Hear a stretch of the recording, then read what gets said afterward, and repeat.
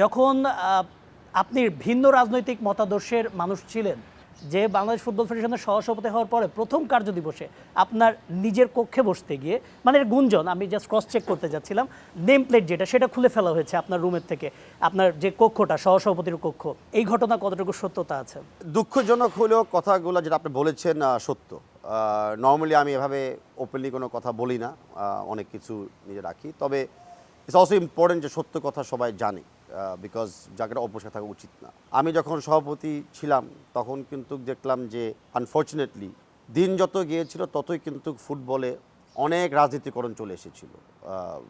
খেলা, টুর্নামেন্টের নাম, আর্থিক সহযোগিতা কোত্থেকে আসবে কোত্থেকে যাবে না, কোন প্লেয়াররা খেলবে, লিগে কোন ক্লাব খেলবে।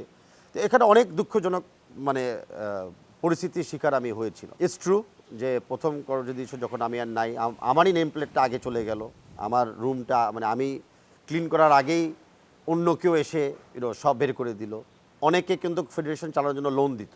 শেষ মুহূর্তে দেখা যেত যে আমার লোনটা ফেরত পেতাম না, বাট অন্য প্রত্যেকটা মানুষ, এটা কিন্তু অ্যাকাউন্টসে দেখানো আছে, মানে অ্যানুয়াল রিপোর্ট, যেটা আমার বানানোর কোনো কথা না। অন্য সবার লোন ফেরত চলে গেছে কোনো না কোনোভাবে, কিন্তু আমার লোনটা ফেরত দেওয়া হয় নাই, বরঞ্চ আরও টাকা পয়সা চাওয়া হয়েছে।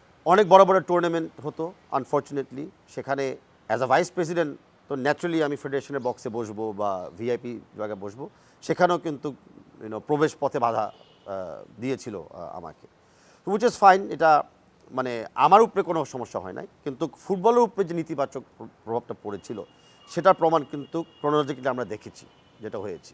বিগত এক বছর থেকে আপনারা দেখছেন যে আমরা কিন্তু পরিষ্কারভাবে বলেছিলাম যে আমরা রাজনীতি অ্যান্ড ক্রীড়াকে এক করব না, অ্যান্ড আমরা গত এক বছর ধরে বা 1.5 বছর ধরে কিন্তু ওটা করতে সম্ভব হয়েছিল।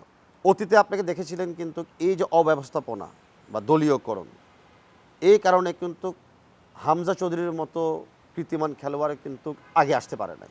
এখানে অনেক কিন্তু মানে কাইন্ড অফ জটিলতা ছিল।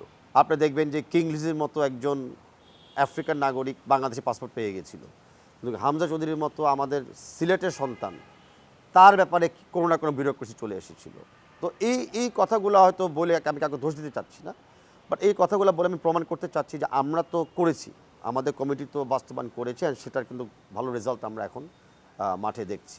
আগামীতেও যখন আমরা যাব আমাদেরকে ম্যাচিওরভাবে দায়িত্বশীলভাবে কিন্তু মনে রাখতে হবে যে ক্রীড়াতে ইরেসপেক্টিভ অফ আমাদের অন্য পরিচিতি, কাজের ক্ষেত্রে ক্রীড়াতে কিন্তু আমরা কোনোভাবে দলীয়করণ চাই না, অ্যান্ড এটা আমার মূল দায়িত্ব থাকবে, যেটা হবে না। অ্যান্ড আমার সাথে আমার বড় ভাই এবং সহযোদ্ধা ক্রীড়াতে বর্তমান প্রতিমন্ত্রী স্পোর্টস আমিনুল হক সাহেব, উনিও কিন্তু সচেতন আছে।